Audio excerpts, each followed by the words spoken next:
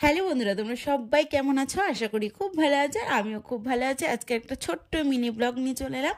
বাবার বাড়িতে এসেছি সকাল 9:30 থেকে 10:45-র মধ্যে, কিন্তু এই বাড়িতে ঢুকে গেছি।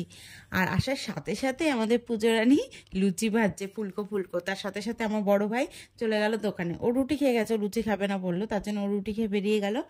আর এদিকে লুচি ভাজছে, যে লুচি, আলুর তরকারি, মিষ্টি, তার সাথে মা পায়েস করেছে। অনেক কিছু দিয়ে সকালের টিফিনটা সারলাম। তোমাদের দাদা ভাই, আমি, মা, পূজা। ছোট ভাই আর বাবা তখনও আসেনি, তারপরে এলো। আর আমরা বকর বকর করছিলাম, মানে সবাই মিলে একটু গল্প করছিলাম। তোমাদের দাদা ভাই লুকিয়ে লুকিয়ে একটু ভিডিওটা করে নিয়েছে। পরে দেখলাম, দেখে ভাবলাম না একটু তোমাদের সাথে সেটাও শেয়ার করি। তখন আমি কি একটা যেন খাচ্ছিলাম, ও মনে পড়েছে, কমলা লেবু খাচ্ছিলাম। বাড়িতে কিন্তু সেভাবে খাই না। এই সবার মাঝে যখন গল্প করি না, তখন আমি যেন সব কিছুই খেয়ে নিই। যাই হোক, তারপরে রান্না বান্নার দিকে চলে এলো আবার সবাই। মাকে বললাম, মা আমাকে তো রাঁধতে। মা বলছে, না তোকে রাঁধতে হবে না, তুই বসে থাক, আমরা রান্না বান্না করছি, তোর টেনশন করতে হবে না।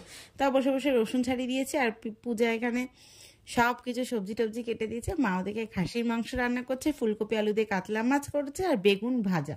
এই হয়েছে আজকে আমাদের মেনু। আর সেভাবে কিছু হয়নি, এটাই হয়েছে। তার মধ্যে তোমাদের দাদাভাই ভালোভাবে একটা ঘুম দিয়ে নিয়েছে। আর আমি একটু খাসির মাংসটা তখন টেস্ট করছিলাম, হেভি হয়েছিল। আর এখানে একটা এঁচোড় দেখলে না, কালকেও করেছিল আমাদের বাড়িতে এঁচোড় দিয়ে খাসির মাংস। তো মাকে বলেছি একটুখানি আমার জন্য এঁচোড় রেখেই দিতে হবে, কিন্তু সেটাই রেখে দিয়েছিল। তো সেটা দিয়ে দিয়েছে এর মধ্যে।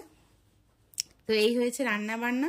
তো তারপরে একটু ঘুরু ঘুরু করতে গেছিলাম তোমাদের দাদাভাই আর আমি।